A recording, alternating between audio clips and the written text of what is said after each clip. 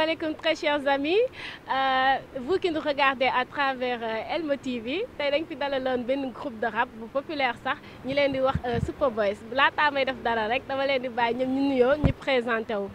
Hey Joe, la famille, that's your boy Touchy Babe, aka the best in the world, from Super Boys NLG for No Limit Gang, Caps represent the Capsi side. Pra. Ouais, bonsoir la famille, c'est Wesley Line aka Yela from Super Boys NLG, Dena, represent Capsi side. Yo, what's up everybody? It's your boy Ice Valley aka Kazama, No Limit Gang, Dena, Valley Gang. Sama gars yi ginnaaw seen présentation bu saf sàpp bi tey gis naa di ngeen def macha allah xale yi da ngeen dóor leer sañse ngeen ba mu jekk macha allah gis nañ chaîne yeeg biling biling yi et tout ça loolu style la wala rab bee ko laaj wala nu mu fa demee noonu. Oui. Bon, on peut dire que c'est un peu des deux. Mën nañu wax ni style la, mën nañu wax aussi identité rappeur la parce que ñëpp xam nañ ni bling bling ku ko sol boo génnee même bu la nit ñi xamul la ñuy laajte mais est-ce que kii rappeur la wala du rappeur donc. On peut juste dire qu'on se forge une identité de rappeur loolu kese la mais lii ñu def nii yëpp yéen a ko waral quoi. En tout cas xaw ma ku ci kontaanul mais man moom vraiment kontaan naa ci trop en sama gars yi li ma leen di laaj rek mooy ngeen présenté wu suñu doon laajte par exemple ñan ñooy Super Boys lan ngeen di wax. dañuy ne rek Super Boys bon groupe de rap bu bees la on fait de la musique urbaine on fait du hip hop trap maanaam trap soul trap rap old school. Hardcore, tout ce qui est Dirty South. Bon, on s'est formé depuis 2014, on va dire. Diggante 2014 ak 2017 ñu perfectionné suñu art ba début 2017 ñu décidé créer benn projet nekk ci ba nii ñu nekk tey bon on a sorti une EP boo xamante ne Force am la tudd composé de 4 titres plus un titre bonus mooy Dena qui va Inch'Allah sortir en clip d'ici la semaine prochaine. bëggoon nañ xam rek seen groupe bi nan la formé woo maanaam da ngeen nekk ay boy ci benn quartier ngeen formé seen groupe wala da ngeen naka daal ngeen def ba gisante ba jàpp ne yéen mën ngeen a liggéey ensemble ba formé seen groupe di def lu nice. Bon, ok. Pour formation groupe bi, on va dire qu'on se connaît depuis petit, depuis temps xale. Nous on est je dirais depuis qu'on a peut-être 4 ans, 5 ans, un truc du genre. Si koñ bi fii leen màggee. On vivait juste, nos maisons étaient en face. On s'est connus depuis petit. Amour musique de Fnout Dap. On s'est dit, bon, vu qu'on traîne ensemble depuis Khaled, pourquoi pas nous défendre nous ñëpp. Alhamdoulilah, jusqu'ici ça marche. On s'entend bien. On est des amis avant tout. Donc, moi et Lolo, quoi. On est bien ensemble. Donc, tout ce qu'on fait, on le réalise ensemble. Et jusque-là, ça nous réussit, alhamdoulilah. Alors, vous avez sorti un album de 16 titres. Dans votre album, on peut remarquer la présence assidue de la langue française. Vous êtes des Sénégalais purs ou bien affaire yi naka la demee dañoo am fii ay Guinéens ay Ivoiriens wala bëgg naa xam daal. Déjà, pour commencer, on va dire que album boobu noonu c'est un prototype du sax album bi après lay ñëw parce que entre-temps on a eu à sortir une EP boo xamante ne bon mini album la quoi on va dire.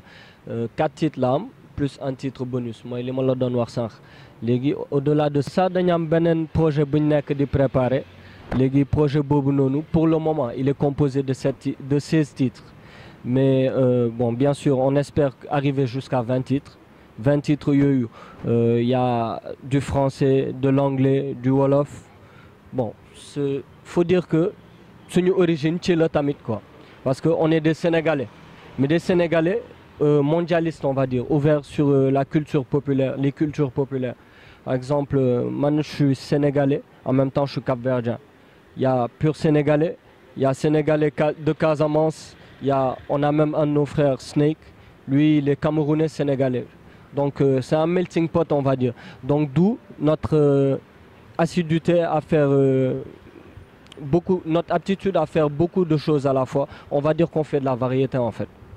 En tout cas par rapport à ce que tu viens de dire remarque bi ma ciy def rek mooy loolu day waral lekk seen musique mu génn bu fekkee da ngeen di def variété yemoo leen ci li nga xamante ne mooy olof rek day génne seen musique parce que dina am ñoo xamante ne dégguñu olof mais au moins français langue bu populaire la dinañ ko mën a dégg surtout anglais bi nga xamante ne souligné nga ko tout à l'heure muy la langue la plus parlée au monde vraiment. léegi sànq si say biir wax day mel ni du album mais prototype de 16 titres ngeen defar bëggoon nañ xam rek ñaata temps ngeen def pour préparer prototype boobu ngeen wax. Bon, disons que ñun depuis 2014 la ñu jël décision def musique. Maintenant de 2014 à 2017 on s'est préparé li ñuy wax fournaise maanaam dañ doon perfectionner suñu niveau dañ doon training les anglais di wax training. Maintenant début 2017 la ñu commencé enregistrer prototype bu 16 titres boobu noonu ngay wax de janvier je pense à juillet 7 mois quelque chose comme ça si lañ ko pare. C'est pas un album officiel, c'est-à-dire on l'a sorti pour nos proches, pour am des critiques, des avis, pour pouvoir xam nax le chemin qu'on a pris côté musique, est-ce que dinañu arranger waaw wala déet? Est-ce que le fait qu'on soit variétiste, est-ce que le fait qu'on parle beaucoup de langues, est-ce que c'est un atout ou un inconvénient, etc., etc. C'était un projet pour plus nous placer en fait, pour plus nous positionner dans le marché. En tout cas c'est très osé de votre part li ngeen def noonu pour xool gars yi liñ ci mën a def comme commentaire. Est-ce que vous êtes conscient du fait que mën ngeen am beaucoup de critiques au point où ngeen découragé ngeen ne man damay bàyyi rap wala et cetera. Vous êtes conscient de ça aussi? Ok, donc pour ça on est assez conscient de ça parce que on peut pas plaire à tout le monde. Àdduna moo demee noonu munoo neex ñëpp en fait, donc il y aura forcément des gens qui vont critiquer ou autre chose. Mais on s'est déjà préparé à ça. Après la terrasse, nous sommes dans les salons de AM Gelato. Sama gars yi émission bi mi ngi waaj a jeex li ñu amoon ci ay temps day mel ni jeex na léegi dama leen di ñaan rek mën ngeen ñu defaral a cappella à tour de rôle.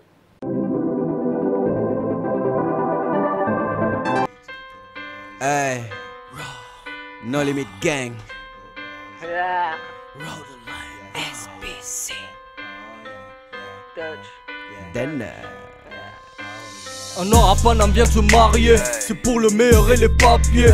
Tu me vois passer un autre palier, c'est que ma vision du monde vient de varier.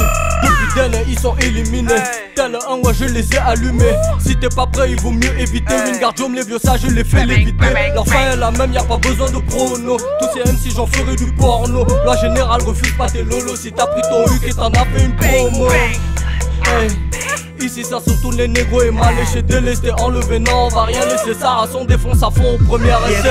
I do it with my bitches, better money. I talk it with my niggas, ego to my head. I talk about my shit in your own head. Do you feel that sneaky? Yeah, we ready to be the only leader. I smoke weed and I'm a fucking dealer. The first thing we never make a deal. And in the blacklist, my sophisticated name me now. Soul broken heart inside of me. Maddie gon' come in your best. Oh, why not liquor for eating? If you ain't ya lose my color, why your hair is all a bitch? She don't like your pretty red bows. All the bitches fall on stick, Mr. Shabba. For the desiderated I will take it go. The good to find me I will jubilo. Fi kekelo golo du rëcc xaj. Ba nga juutu indi jiko bonobo. Ay divo veri ba mel ni alcoolo. Ko ba beso xol rek boy du apolo. Li dema bu teju ci 16 bar. Gene flow dare di ci diwo ko. Je bois du noir que quand je suis dans ces stuff. Dans l'assiette de la 2 oui je fais du 9. Puis je ferai pleuvoir des balles sur les keufs. Facile pour le mouiller que c'est à ma meuf. Veli veli boumaye. Je donne mon liquide pour bien remplir ta pense. Veli veli boumaye. Comme hérissé, je donne la dépense, pense. There is sometime you won't have any feelings. Eating a pussy and have it for dinner. Was he lying? Is the name you gon' scream it? Cause my dick gonna get up, bigger limits. You and your gang, we gon' pick up and kill it. You and your girl, we gon' fuck her and kill you. Me and your man, we banging 2 times. But we fuck for my vision. Snake Brizzy, Mr. Shabba Shabba Line. Make your girl turn around like a rodeo. Ice Valley, you gon' call up cause of mine. Cause his eyes speaking, tell him motherfucker what. That shit, baby, what the fuck? Ice my Valley, what the fuck? Snakey Brizzy, was he lying? I'm like, nigga, what the fuck? Yo, man, you know what time it is, right? You know, it's all about SBC and LG. You know, we making that hot shit. Hey, y'all gonna see your ears burn up. Hey, man, shut the fuck up. Then Très chers amis lii la ñuy naan tungu ne du teew ñu naataal macha allah gis nañ groupe Superboys lu mu fi def tag nañ fi vraiment man j'ai été vraiment ravie de ce qu'ils ont fait. Ce sont des jeunes très talentueux et ça se voit par leur son et tout ça. comme émission bi ni ma leen ko waxee sànq jeex na daanaka dama leen di bàyyi rek ñu wax seen mot de la fin mais aussi ñu jox leen rendez-vous ci yan bërëb nañ leen ngeen leen mën a fekk yan fan si pour mën leen a gis déglu seen i son savouré ko comme man ni ma ko savouré ah. gars yi ñu ngi remercier ñëpp ñu ngi bëggee ñëpp képp kuy bëggee Superboys NLG di remercier suñu fan club xam nga nag duñu ay mbër duñu toog di lim ku lim nag da ngay juum. mooy loolu kon képp ku ñu bëggee rek képp ku ñu def seeni xool rek ñu ngi lay bëggee di la siyaar yaa ma gën a xam benn. la famille ñu ngi bëgg ci yéen xam naa ne j'espère que kontaan ngeen ci ñun gros big up sunu staff NLG tout le gang on est là No Limit gang Veli gang benn. bon merci sama gars yi ñu ngi leen di bëggee bu baax a baax te maa ngi sant tamit waa Elmo TV parce que ñoom moo tax ñu toog fii tay di wax ak yéen di freestyle ngeen bëgg jërëjëf. so jaajëf gars yi xam nga tey lii lañ leen indiloon ak waa Elmo TV def nañ xam nga benn affaire bu sew quoi vite fait rek pour xaw leen a yëngal tuuti rek yaa ma gën a xam di leen wax bye bye mais mën ngeen ñu aussi fekk samedi Vibe Radio seen xawaare bi am fii Centre Liberté 6 on sera là-bas je profite aussi de l'occasion pour parler du gros show du gros festival des couleurs qu'on fera le 11 août mooy am au niveau de si monument de la Renaissance bi di profiter aussi si occasion bi di leen wax benn show bu bees tàq buy am le 1er septembre Blaise Senghor bu ko kenn tardé WhatsApp show Superboys NLG sera là-bas et puis ñu ngi King FM inchallah rabbi 10h samedi 28 juillet kon bu ko kenn tardé on remercie all the real niggas behind us ñu ngi bëgg ñëpp fan club staff Elmo TV Superboys NLG for life Dena. Très chers amis, ceci marque la fin de notre émission. Nos remerciements ñi nga xamante ne ñooy suñu ay partenaires comme Gelato seen adresse nekk ci VDN bi Liberté 6 extension cité CPI Dakar seen numéro téléphone di 78 014 25 27 78 014 25 27 di leen invité ngeen ñëw déguster seen glace yi parce que neex na trop macha allah man de ñam naa ko ils font de superbes glaces alors à part ñoom ñuy remercier ki nga xamante ne mooy Sonia Ndiaye dëkk fi nga xamante ne mooy Yoff Apexi pour make-up bi nga xamante ne def na ko di leen invité yéen aussi ngeen dem seeti ko pour seen ay réception wala seen ay cérémonie en tout cas fépp foo xamante ne da ngeen fay dem ngeen soxla make-up mën ngeen ko contacter si 77 707 50 51 77 705 707 du moins 50 51 wala aussi mën ngeen ko jot ci expression di 70 587 25 13 70 587 25 13 ñu ngi leen di ñaan comme d'hab ngeen like vidéo bi ngeen abonné ci chaîne bi on vous donne rendez-vous très prochainement sur Elmo TV bye bye.